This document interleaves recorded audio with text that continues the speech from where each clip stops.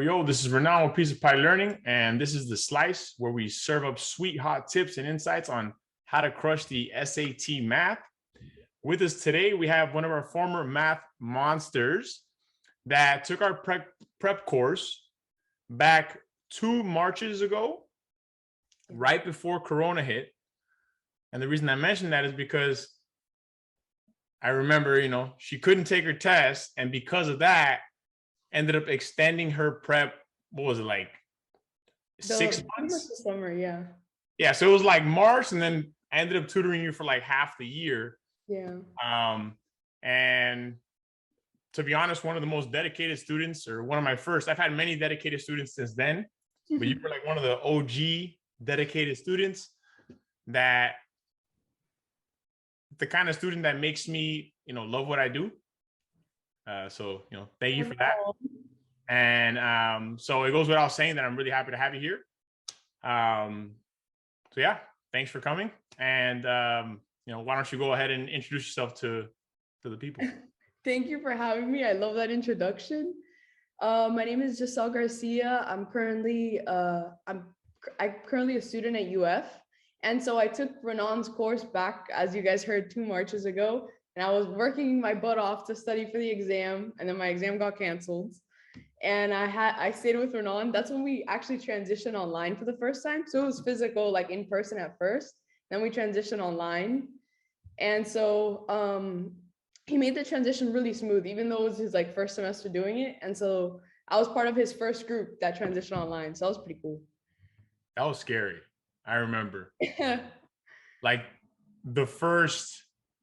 the moment that happened, it was funny because I remember we had just finished March prep, and then it was literally like 3 days before the March SAT. Yeah. And let me bring the mic closer. And then out of nowhere, I just remember a few random locations got canceled. Where were you taking it that day? I think I was taking it at Ferguson. I'm not sure if it was Ferguson. I think it might have been Gator. I don't know. It might have been MDC.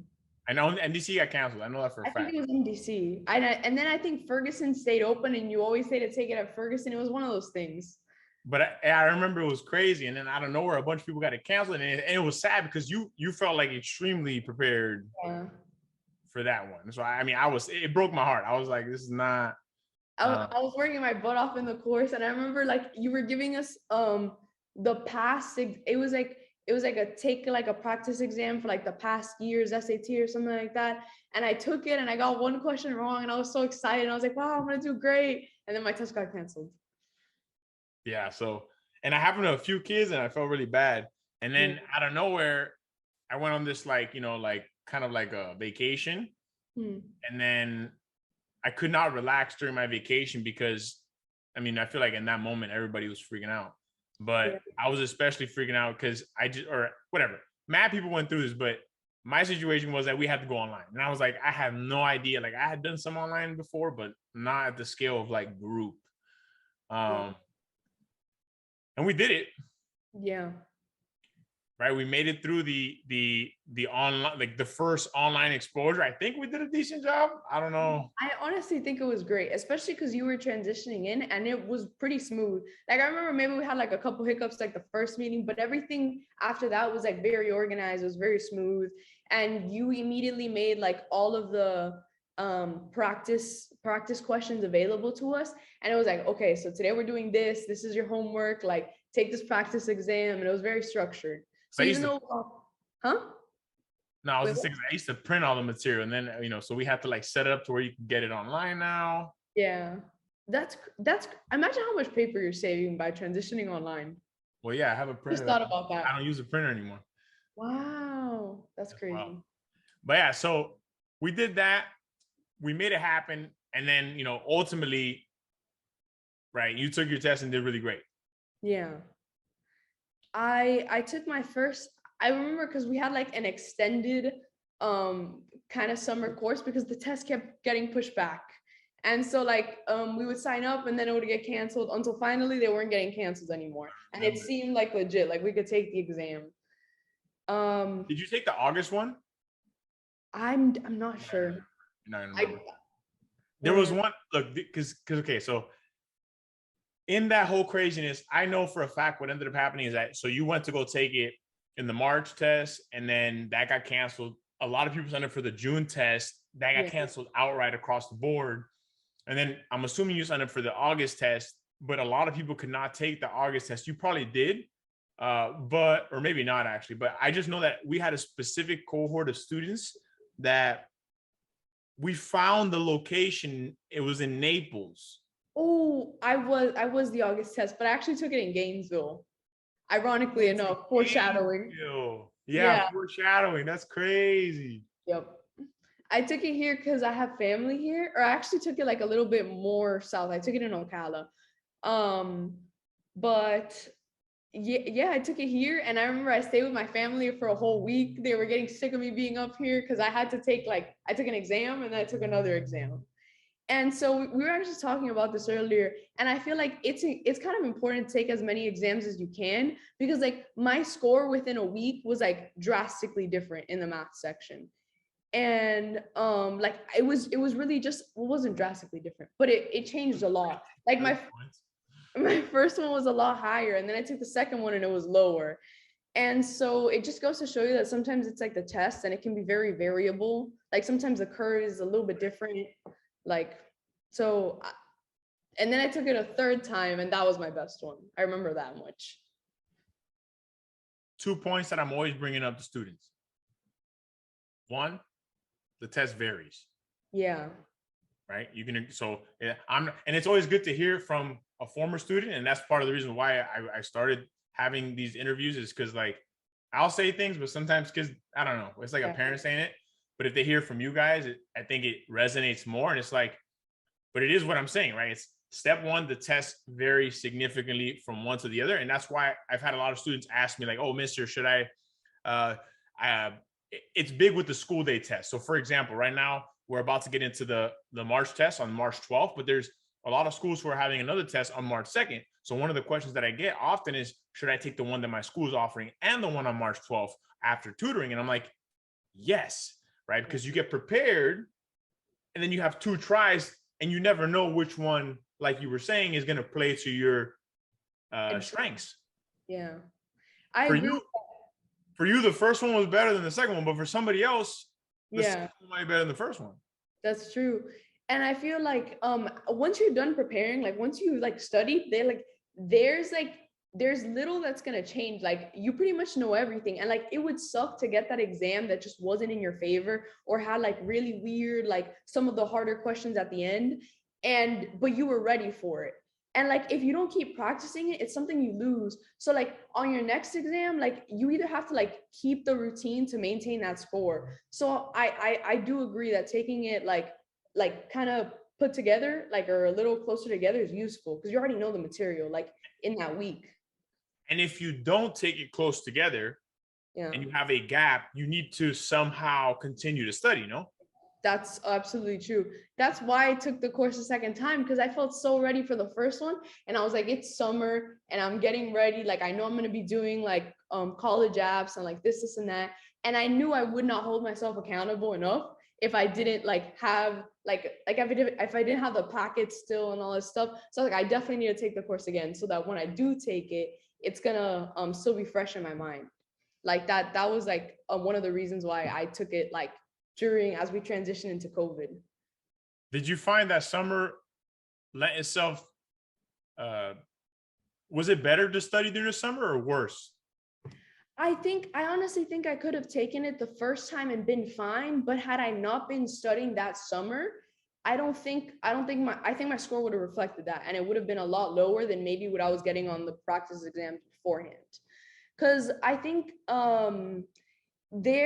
and I don't think this is the case for everybody, but I feel like Renan is an amazing tutor, and he helped me get to like a really high score really fast. Like I was doing pretty well in the practice exams. So then to like go up from that point, it's kind of like it's like exponential at first, and then it kind of like slows down, if that makes any sense. And That's a like good point. So like it takes a little while, then it pops, and then it kind of like, yeah, it kind of slows down. And like it's kind of like a learning curve. Like you think you know well, but there's still a lot more to learn, but it's going to take a while to get there. To like a truly get like an 800 or really close. in like the math section. You got That's close. something that I noticed. I missed it a little bit. I remember I was doing so well in the practice exams. Like I was getting either like -1 or like -0. I think it's also the nerves of the exam. Like I don't think I'm a great test taker. What'd you start with? I think I started with, because it was my PSAT and I think it was a 6. Can you remind me, please? Yeah. It was like a 6. I know it was like in a 610. 610, I think. I remember. Yeah, and then I got I remember it was a 1440, and I think I forgot what my math section It was was. 760. Yeah. And then I think I got a 1460 my last time. I don't remember what my math section was for that one either, but I know it was, huh? Did you super score? No, I didn't. Oh, wow. So then that means it must have also been a 760. I remember you got like, this is what I tell people, it's a test of whenever some people get mad when they get the same score twice. But if I'm not mistaken, because I remember like our text messages, because after you did the course, you took it once and then you took it again after that. And like you took it a few more times even after the course. But I remember still corresponding with you and like, Yeah, I was still practicing up. Like I would do your practice exams all over again and like look at the harder type question types, like question packets. right. And I just remember you got, so I'm pretty sure you had like around like a 760 or something along those lines the first time. Maybe it wasn't fully there. It was close. The second time you got a very similar one. And then the third one, it was like, they're all very, like the first time you already basically had it, but maybe you maxed out at the end with the 760. Yeah. But ultimately what I tell people is that like, that just shows how much you actually learn when you were not only able to get it once, but you got a high score on the math 3 times. Yeah. I'm actually gonna look it up. Don't look it up right now. I don't look it up. Oh. All right, now you want to see all of them right now? I was curious. I was like, I don't remember what my exact math score was, but I think I remember this much. I got you. We'll pause it. And we're back. We just looked it up. Sorry, brief intermission. Okay, so I had a 610 on my PSAT, then I got a 750, and then I got a 770. So in total, I improved 160 points in the math. And like that's what I meant, that like once I reached that 750, it was kind of variable, like how much higher I got. Like what really I think helped me was like reviewing those like challenge questions. Even though they might not show up, it was kind of like a thinking process for me. And I was like, if I can figure out this question, I'll likely be able to figure it out the day of the exam type. Right, thing. right. Yeah.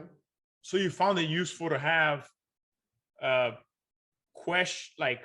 you found it useful to not only have practice exams, because that's important, right? So doing the test, practicing in that mixed environment, real worlds, or not real world, but like test-like conditions is important, but you also found it even maybe more useful at that point to have questions that are specific to types and also to difficulty, right? Like at certain difficulty level that you needed.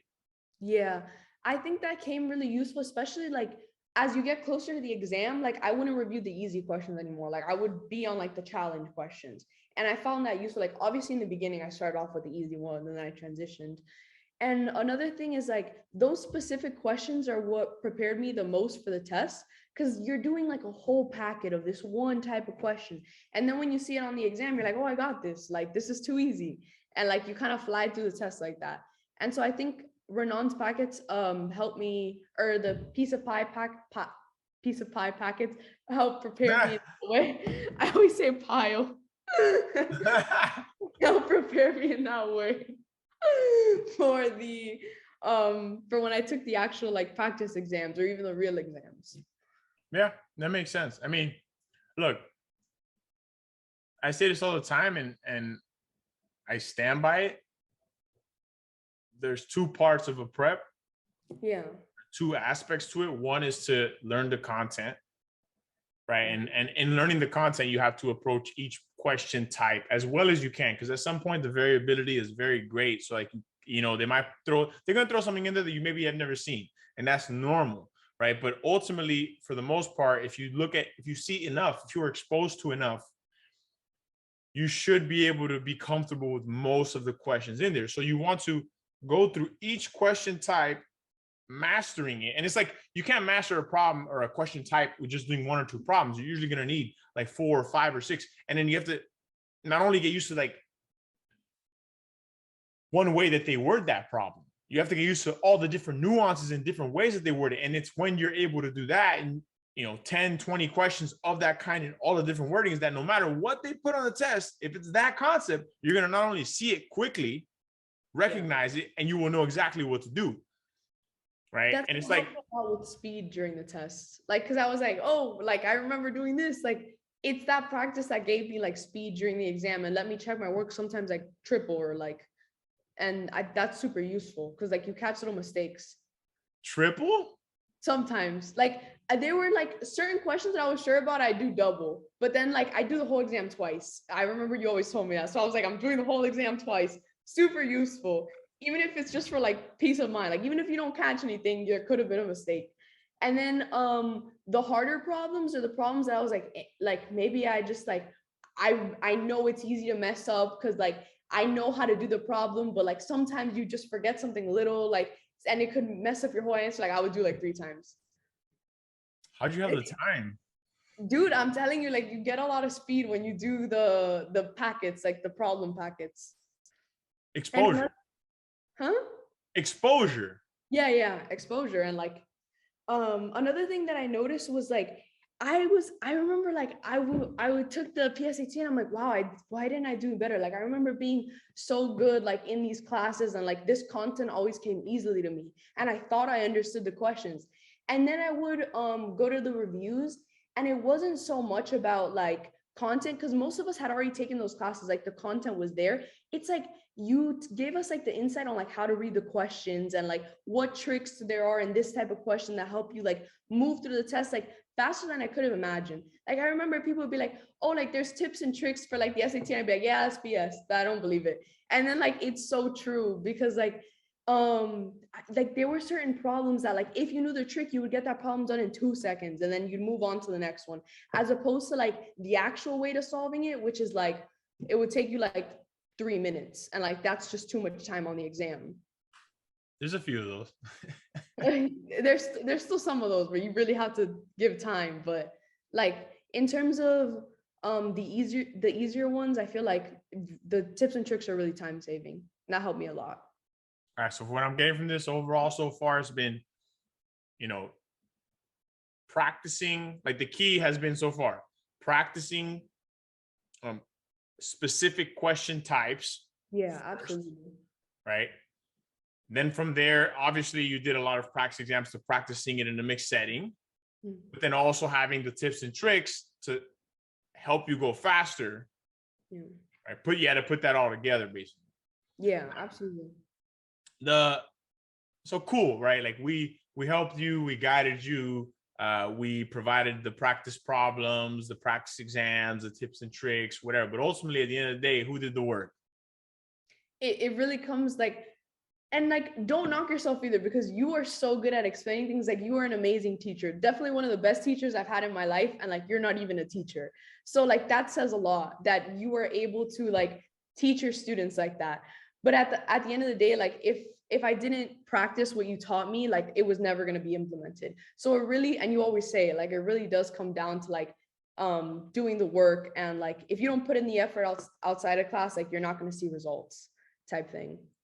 And it's always true. Like bottom line. And that's what I tell everyone when they come to sign up. They see all of these score improvements on our website or on our Instagram. There's 100, 150 points, or you went 160 or whatever, right? Yeah, it was 160. Sometimes my math is off.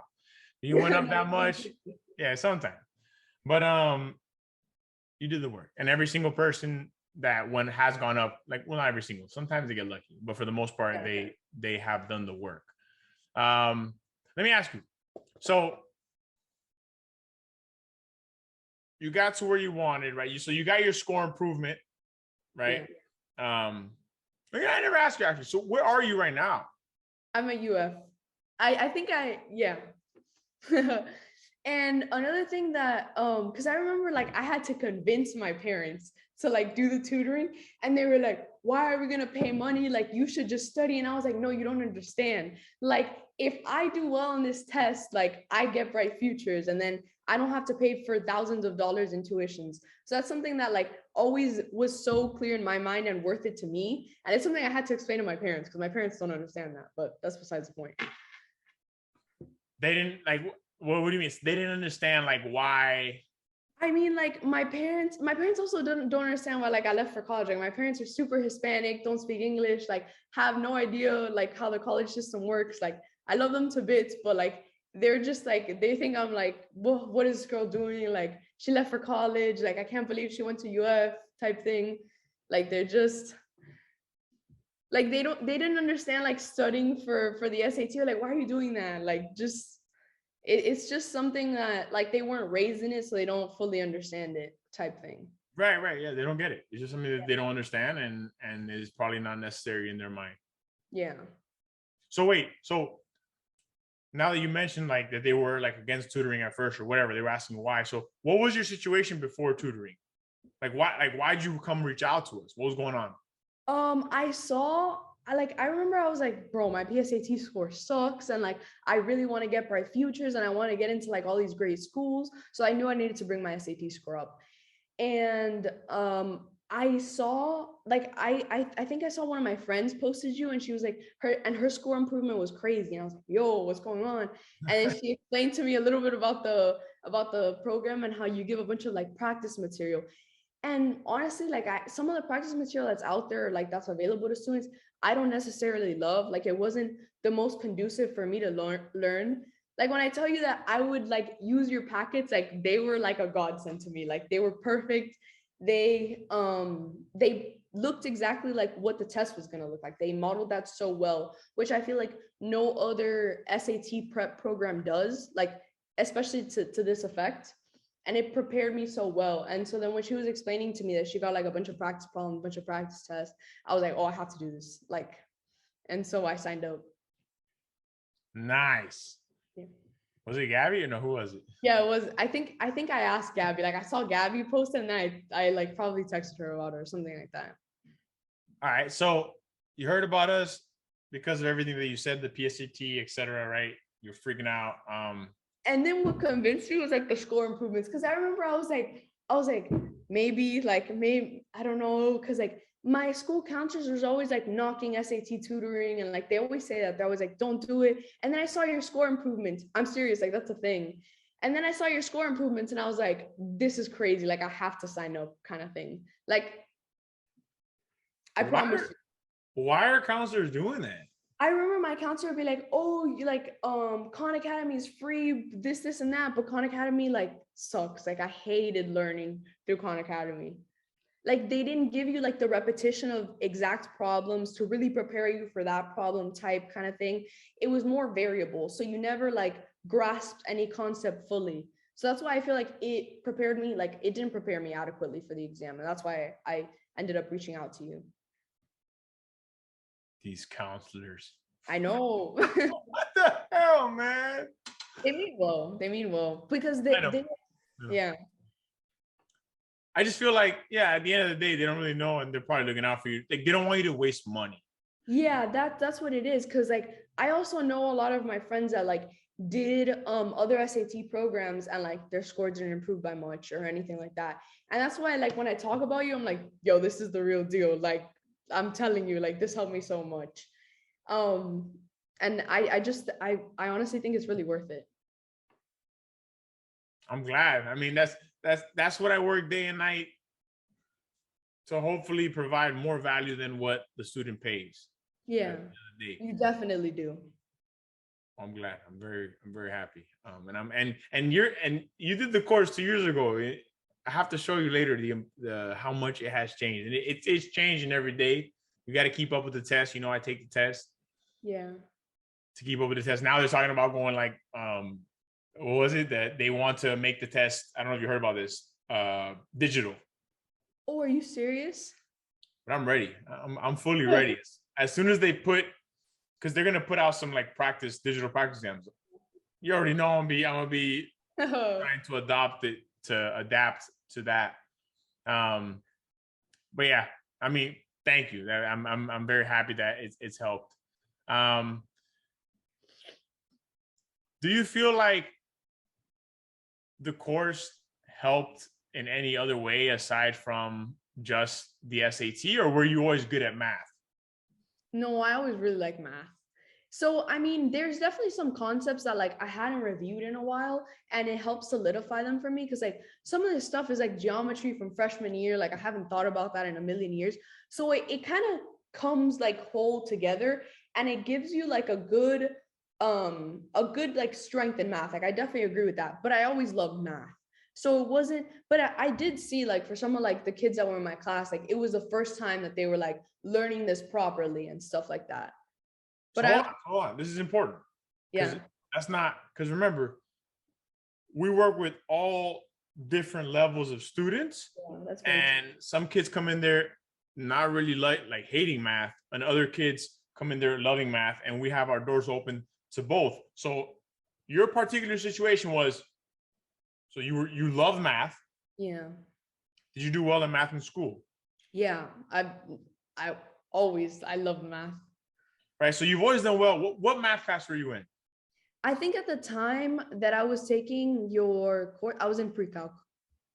So I you think were the first year I was in pre-calc. Yeah. okay. You weren't. I mean, if you were not in Cal, you were in I think pre-Cal. calc next year. Yeah. Okay. So you were a pre-Cal student who did well, like math, but Yeah. somehow did not do as well as you thought you should do on the PSAT.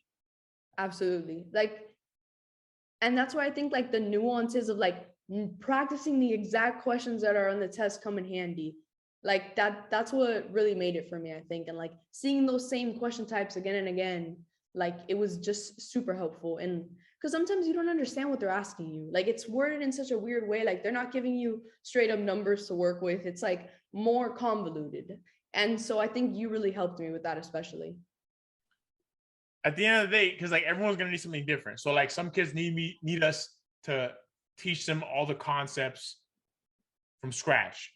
Yeah. But other kids, like in your situation, you knew a lot of these concepts, or you knew it at some point in your life, Yeah. And a lot of the time it's a refresher. I remember that too.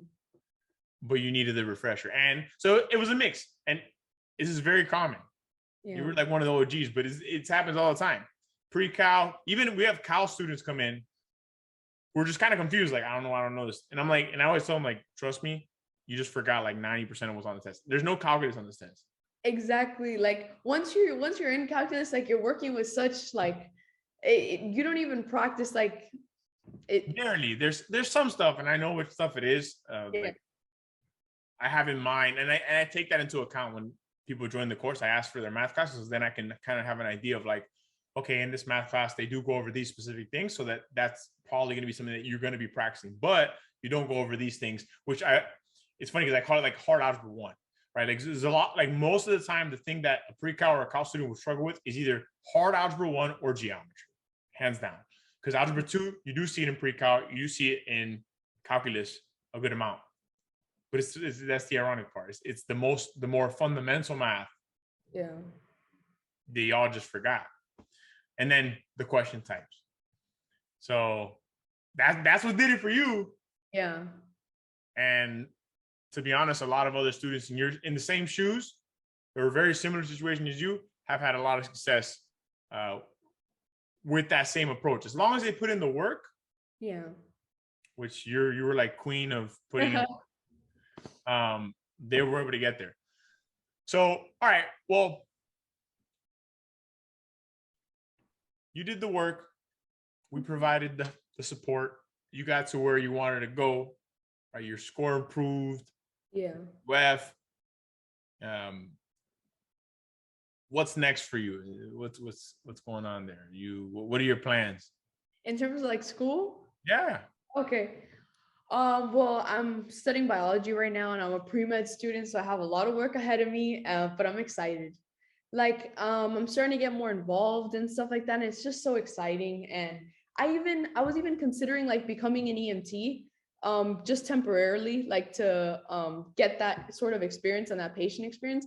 Cause like I love what I'm gonna do, but it's also so far away and I have a long road ahead of me. And so like in any way, even if it's just like volunteering or like getting started at the hospital, like any way that I can get closer to what I want to do, like makes the studying worth it. And like that's just something I found. How do you stay so motivated? I I don't know. I think about that sometimes. I just think I know in my heart what I want to do, and I'm just really focused on that. And I think I've kind of like built in the habit of studying for school. So at some point it's just become kind of automatic. Like I couldn't imagine like walking into a test and like being nervous about it because I like don't I'm fearful of doing well. Like I hate that feeling. So I always like being prepared. Like something it's I don't know what it is. I because like I think about that sometimes because like my parents like never put it on me, so I don't know where I get it from, but it definitely happened somewhere. Like something clicked for me, and I was like, I really want to do well in school, and it's just kind of stuck. So like clearly, if you want to become a doctor, Yeah. you have the right habits, Mhm. right? So like the same habits that are going to help you get through med school and what are helping you get through undergraduate right now to prepare you for med school are the same habits you had studying for the SAT. Absolutely. And I think that's what makes like that's why there's an SAT. Like they want to see how well you can, because your classes don't prepare. Like sometimes I think about that. It's like how well can you study for an exam kind of thing. Like how well can you prepare for this? Do you have any, because I know it comes natural to you, but is there any advice that you could give, one or two things to, because there's kids right now that were in the same shoes as you who are motivated. Some aren't as motivated, but some are really motivated. Either way, is there anything that you could leave them with, even if it's a few things that you think could help them on their journey to taking this test? I think the biggest thing for me was definitely the practice pack is full of questions. Because when I tell you that like there's nothing more like relieving than when you walk into like an exam or you're taking it and you see a question, you're like, I've done this question 40 times. Like I've done the medium difficulty, I've done the challenge questions, like I've done this question and you know how to do it. And so I think that was like practice is always vital. Like I'm even learning that now in college. Like in order to like now how I study for the exams is a little bit modeled after the way that like I prepped for the SAT, which is like I'll just do practice questions, practice questions, practice questions, or like past exams, because that's what my exam is going to look like. And sometimes the SAT, like it is about how much you know, but a lot of it is like how well can you take this exam and how well have you prepped for this specific exam. And I think that's where what we were talking about before really comes in. Like you have really smart calculus students that like still aren't doing well for some reason, because like you need that refresher. You need to like gear your curriculum to this and you're studying to this. So honestly, like practice as much as you can. And eventually, like I know some people find it I guess demotivating to like do a bunch of problems, but once you get good at them, it's kind of fun. I promise you. Like once you You like math, all right? Relax. yeah. No, but I'm serious. Like once you do enough, it like it becomes like it doesn't feel like work. What's enough? When you like the problems are easy, like you're almost doing it kind of automatically. Like you're obviously thinking about it, but it kind of becomes like you just know how to approach it. What I want to know is like, did you ever redo my packets? What do you mean? I assigned you a packet. Yeah. You did it once and that's it, or did you like 2 weeks later do it again or look at it again? No, I what I did was I remember before the exam you posted a study guide, and it was like do these review packets, like all of these, and you gave us a list and you're like these are the challenge ones, and we had done them before, but I did them again leading up to the exam. And when I do like I have like a kind of a weird method of studying, but I do problems, and then like let's say I get one wrong, I'll mark it and I'll do that question again until I'm getting it right every single time. Like that's something that like even to this day like I still do. Like it taught me a lot of like how I study in college. Like I do practice exams, whatever I get wrong I'm redoing, and then I do it all over again. It's just practice. That to me is news because I mean I've thought of that. Yeah. It's hard to enforce with the students. It's like the idea that I had with that was you have, I have the kids take practice tests, obviously. And Yeah. then after they take their practice, they have to review the problem. Mhm. Take another practice test, review the problems. By the third test, I'm like, look, you probably forgot everything you took on practice one. So it's probably a good idea to go back to all the problems you got wrong on a practice run and see if you could still do them now. Because I've seen it happen. The kid takes the test, they get things wrong, and then I've given the same test to the student like the next day, and they still get like most of the same ones wrong. And I'm like, did you learn anything from what you went over? And if you didn't, then I guess that's an issue, right? Like, Yeah. so I'm glad that you're saying it. Because at that point, you're not progressing. Like, you're just you reach a peak. And if you don't like fix what you got wrong, because at that point, like when you're taking practice exams, I feel like you've learned most of the material, as long as you're not taking like the baseline beginning one. But at that point, you've learned most of the material. So your knowledge is kind of here. And then like, in order to like master things, you kind of have to like go over what you got wrong. If not, you're just going to stay right here. And another thing that I forgot to mention, like the different and variety of questions in practice exams is important. Like, it's not just enough to do the packets or like with a bunch of problems on it. Like, sure, it'll help you achieve like an initial good score on the exam, but like if you really want to maximize what you're doing, like you need to take practice exams, and like from different years and different kinds, and like as many as you can, really. Because at some point you're going to develop like a way of thinking about the more difficult problems that's going to help you the day of the exam. Like some of the more difficult challenge problems are never going to show up, but some variation of it might, or the kind of thinking that you developed to get that answer, you're going to implement again. And like, that's what I found really useful. Nice. I like this. It's stuff that, like, I don't know. I've just taken this test so many times. Yeah. I've tutored this for so long.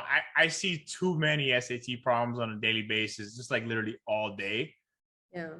I don't know where you guys are at. So it's really nice to hear from you and from former students who went through it themselves, and just get, I don't know, just get your take on it. And hopefully others that are listening in can take that advice. It's what everything you're saying is basically like, if I haven't said it to my students, I've said it to myself that I want to say it to my students, or I just haven't had the right way to express it. And you've expressed it beautifully today. I'm sure everyone is going to appreciate this. So thank you. Of course, I ramble a little bit, but if you can follow along, like, I think I ramble like crazy. I'm tangent master. I already tell people that I'm tangent master. So we joined two tangent masters together. The interview made no sense, no coherent sense, but throughout it, I promise you, people, you're gonna follow thought process. We both have that ADHD, just like a lot of golden nuggets. So with that, I think we're over a little bit. But thank you again for joining us today, and I hope everyone enjoyed. Have a good one, guys. Anytime. Peace.